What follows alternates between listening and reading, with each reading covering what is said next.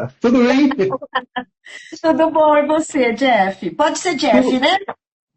por favor, eu prefiro. Tudo Mara, bem? tudo ótimo. Então, gente, eu estava falando, né, um pouquinho antes de você chegar, que você é psicólogo humanista e traz uma proposta muito interessante, que é o uso do artesanato como ferramenta terapêutica. Primeiro, eu falei assim, psicólogo humanista, né? Por que que é essa designação? Explica pra gente, antes da gente entrar na questão propriamente dita. Claro, claro. Primeiramente, um prazer conhecer a todos, né? Eu sou o Jefferson, psicólogo. Todo mundo me chama de Jeff, então já virou, vamos dizer, o nome profissional. É. Dentro da psicologia, nós temos algumas, vamos chamar de abordagens.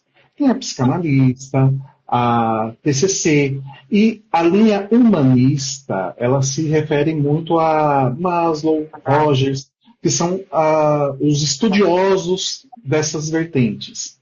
Então, eu seria um psicólogo humanista, né, que segue a linha ACP, que é o aconselhamento centrado na pessoa. Então, eu costumo dizer que a nossa diferença é que a gente costuma devolver a pergunta que nos fazem Hum. e a gente leva muito a terapia como um bate-papo, o que torna a coisa bem mais leve, bem mais tranquila. E vocês também não têm essa designação do outro como um paciente, né? Vocês têm como Exato, cliente. E é muito, isso não é só simbólico, né? É semântico mesmo, né? exato, porque num primeiro momento a gente nunca compreende que a pessoa está doente. Se não está doente, ela não é um paciente. Nós os chamamos de clientes, porque ele vem até nós buscar um serviço e nós oferecemos esse serviço. Não quer dizer que a gente não observe questões de transtorno e qualquer outra coisa desse tipo, mas não é o foco principal e não é a busca. E é por isso que a gente trata como cliente e não paciente. Tá certo.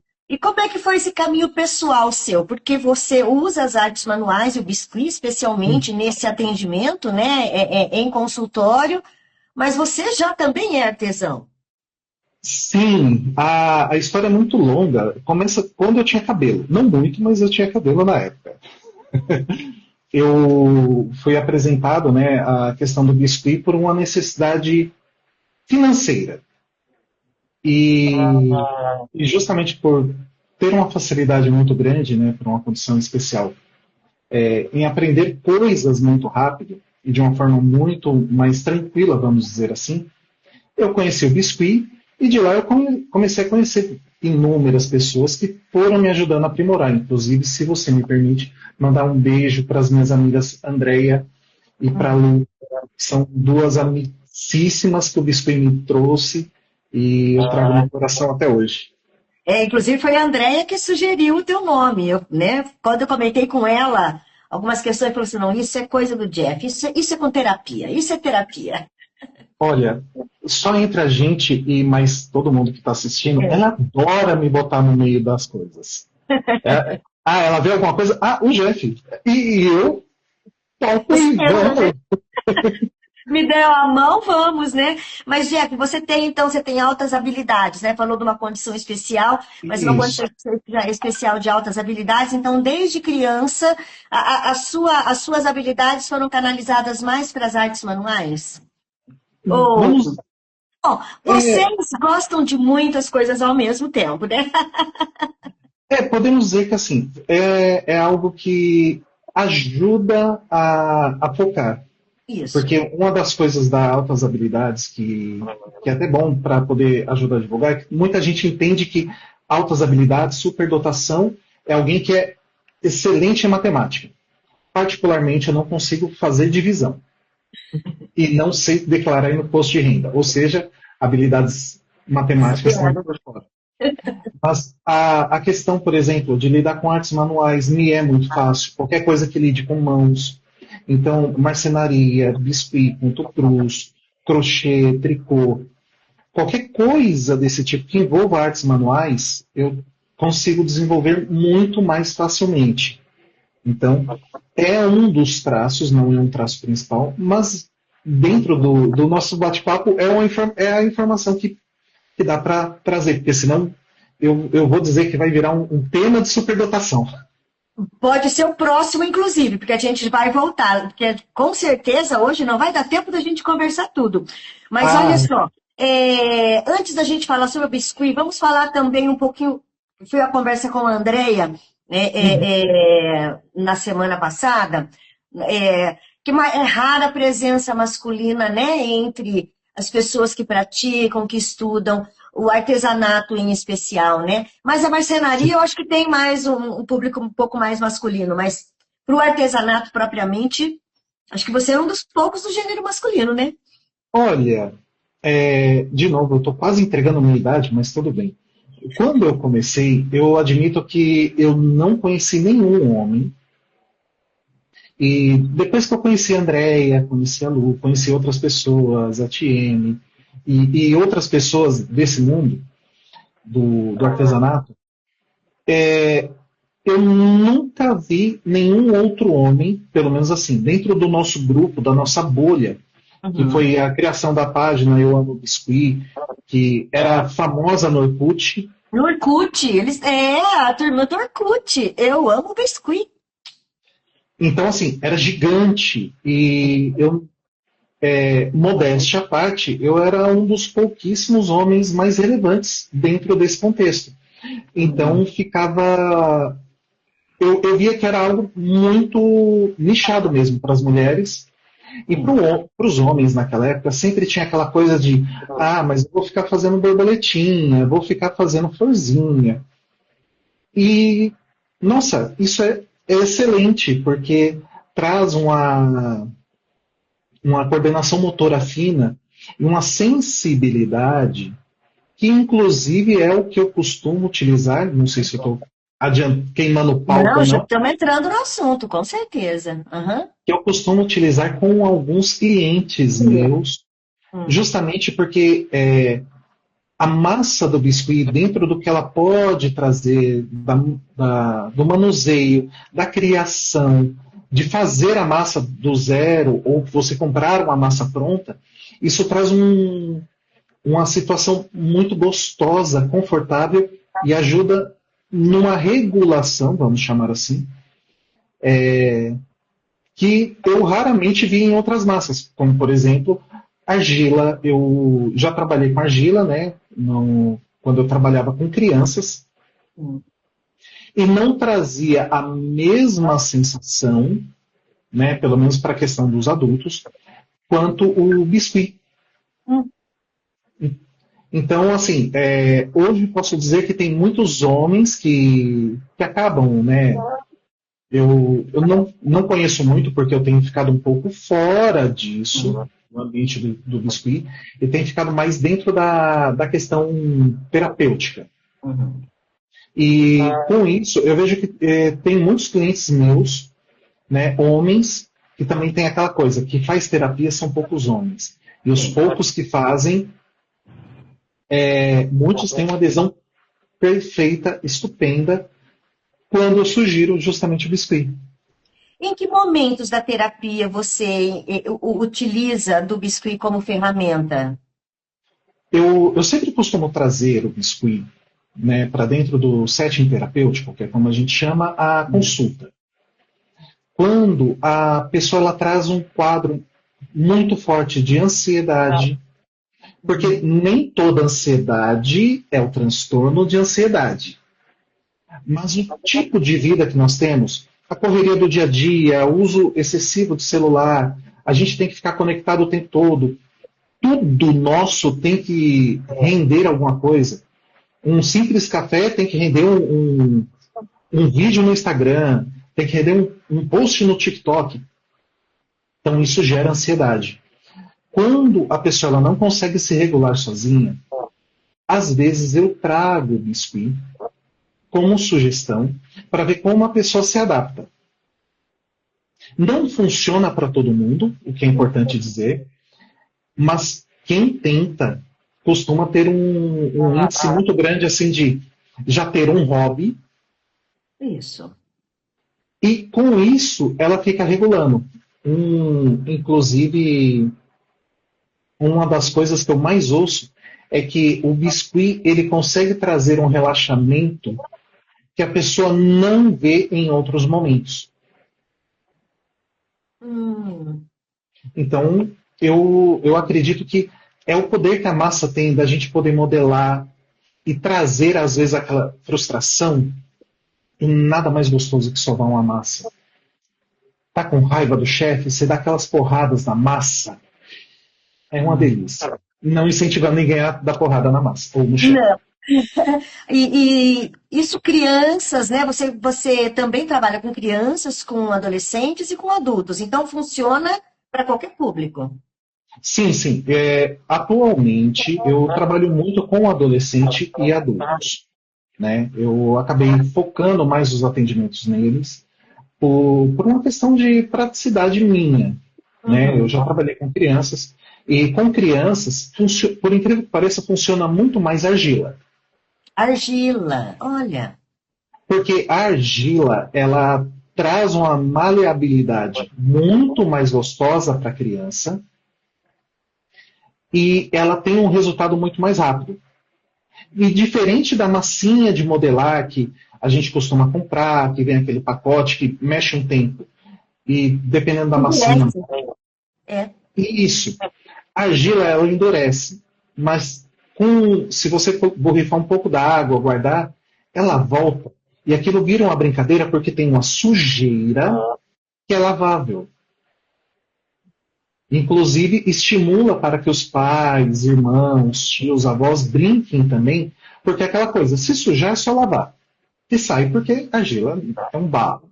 Uhum. Então E sai um pouco daquela responsabilidade. Nossa, errei. Exato. E para a criança isso é importante, porque a argila ela permite modelar e deu errado, você desfaz e refaz. Coisa que o biscuit ele permite até um certo ponto. Já com adolescentes e adultos, o biscuit ele costuma trabalhar muito a questão da paciência, do tempo que precisa até a massa secar para fazer determinadas peças, de ficar manuseando, e se você manuseia muito, ela endurece. Então você precisa imaginar, você precisa criar antes dentro da cabeça. Por isso que tem muita gente que pega modelos pré-prontos, eu não consegui. Então ela vai lá, refaz toda a situação e ela consegue manusear.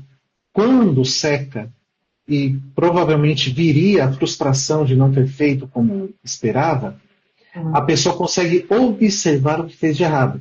E num próximo modelo, ela corrige aquilo. Então, ela consegue trabalhar justamente esses nuances entre o errei, mas eu consigo ver onde errei, faço um novo, consertando onde errei, e vou ter erros novos. E é muito semelhante à vida. E assim, jamais será perfeito. Sim, Aceitar as imperfeições, né, da peça, vamos dizer, já que é manual, né? inclusive tem até uma situação muito interessante que é assim, você disse que não é perfeito. É engraçado que quando outras pessoas veem as peças, elas veem perfeição. Elas veem um modelo muito bem feito. Nossa, que divino, parabéns, um monte de coisa. Mas, para quem faz, não vê a perfeição. Isso também é uma forma da gente trabalhar dentro da terapia, que às vezes nós somos extremamente críticos, esperando uma perfeição que nunca vem, mas Nem o o outro. outro quer. Exato. E fica perfeito nisso. E com isso a pessoa consegue trabalhar tanto a autoimagem, o amor próprio, quanto também a entrega dela. Que se ela não se dedicar, ela não faz nada. Hum. Se ela for deixar para depois, não, deixa eu mexer no celular enquanto a massa seca, passa do ponto. Então, ela obriga aquela concentração que muitas vezes as pessoas acreditam que tem um transtorno ou alguma condição especial e nada mais é que o excesso de tela, o excesso de coisas para fazer e o biscoito ele volta a trazer aquela centralização necessária. Uhum. Pro agora, né? É A atenção. perfeito. Nossa, muito interessante. E os resultados, como é que você percebe, assim, tem percebido ao longo do tempo, não sei se dos meses, dos anos? Tem algum caso, assim, que você poderia citar como exemplo para quem estiver assistindo? Neurodivergentes, por exemplo, que tanto se fala, né? O autismo ou no toque. Olha, ser psicólogo tem uma condição que é bom e ruim ao mesmo tempo. Eu tenho inúmeros relatos que me deram de condições de pessoas que melhoraram. Só que, infelizmente, pelo código de ética, eu não posso citar nenhum. Aham. Nem como exemplo, assim, tinha uma pessoa que tinha um trabalho X e com isso conseguiu tranquilizar, não pode. Não é. Não, porque assim, pode haver, mesmo não citando, pode haver a identificação. Identificação, tá certo. Não, mas E, tranquilo. e convenhamos que o meu rostinho é muito peculiar. Então, assim, mesmo eu não citando, a pessoa vai falar: Ah, Ah, a tá falando de Jefferson está falando de mim. mim. Então, o que eu consigo dizer, né, dentro desse, é que tem sim um retorno extremamente positivo, a ponto de a pessoa conseguir regular a situação que ela está passando através do uso do biscuit. Então, assim, é certeza, né, que ela consegue se regular. Mas tem aquele ponto também que não é toda pessoa. Por isso Isso. que dentro de terapia, eu costumo fazer uma primeira avaliação para confirmar se a pessoa ela realmente funciona ou não com o biscuit. Tem pessoas que precisam de outras formas de artesanato. É, Aí entra, por exemplo, pintura de pano, pode como a pessoa entrar. falou, verdade. É.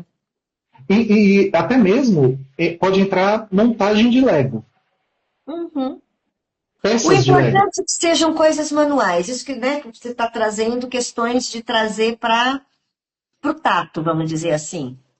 Sim, porque uma situação muito forte que nós temos hoje em dia, né, na questão da sociedade do modo geral, que eu pelo menos vejo por observação e por algumas leituras que eu faço, né, por conta do trabalho, é que nós estamos aos poucos deixando de lado essas questões manuais, porque tudo tem que virar algo para ser vendido, algo para ser mostrado, então tudo tem que ser perfeito. E perdeu-se essa sensação que a gente tem do fazer pelo fazer, pelo prazer do fazer. Então, é um pano de prato que se pinta, é um biscuit que você manuseia, é uma carta que você pode escrever para alguém que você gosta. Por que o manual? Porque ele te obriga a ficar centrado naquela situação por aquele tempo. E as artes manuais, né, e justamente o fato de eu ter aprendido biscuit e ter sido professor de biscuit, ela é a arte que eu mais gosto. Claro, claro. Não, como eu disse, né, as habilidades manuais, eu costumo brincar que eu aprendi o que é arte manual, eu aprendi ao longo da vida. Então, costura, tricô, crochê, marcenaria, palito de fósforo, palito de dente, qualquer coisa manual, se der um punhado de terra com água, alguma coisa sai. Mas eu tenho que admitir que o biscuit, ele pegou um lugar grande no meu coração como arte manual. Então, um beijo para minha esposa, ele não pegou seu lugar, meu amor. Nem os meus filhos. Te amo, meus filhos. Mas ele ocupou uma situação que eu literalmente trouxe para a vida e eu pude, desde a minha formação até agora, eu admito que é a arte manual que mais tem me acompanhado. Porque eu conheço a fundo, como eu já dei dicas para algumas pessoas, por exemplo, quando se faz a massa, seja no micro-ondas ou no fogão, que se sova ela quente, aquele pequeno choque térmico da massa quente ainda, não a ponto de queimar a mão. Mas quando começa a sovar, é como se a gente sentisse literalmente um descarrego do cérebro para a mão. Sem contar que mulheres que costumam ter cólicas, faz uma massa de biscuit e deixa na barriga quando tiver cólica. É a melhor coisa do mundo. Demora para esfriar. Demora Hum, muito. olha, olha, colagem, aqueles cadernos de pintura, né, que virou moda um tempo, mas muita gente Óbvio. saiu do modismo e continuou, né, trouxe para a rotina, né? Exato. E como que é, né? São sessões assim semanais? Você estimula assim seus pacientes que façam em casa ou só em ambiente? Seus pacientes não, seus clientes. Como toda terapia, né, como todo o atendimento psicológico, ele é uma vez por semana, Uhum. de 50 minutos a uma hora. E durante esse período, ocorre a sessão, mas quando eu vejo que a pessoa ela traz muito essa coisa da desregulação, e eu trago a desregulação como, por exemplo, no nosso bate-papo um pouco antes, eu comentei, eu estou ansioso, É. que é a ansiedade normal do nosso bate-papo. Eu já sei como controlar, mas eu sempre tenho na minha mesa alguma coisa para ficar manuseando, porque ele ajuda a aliviar.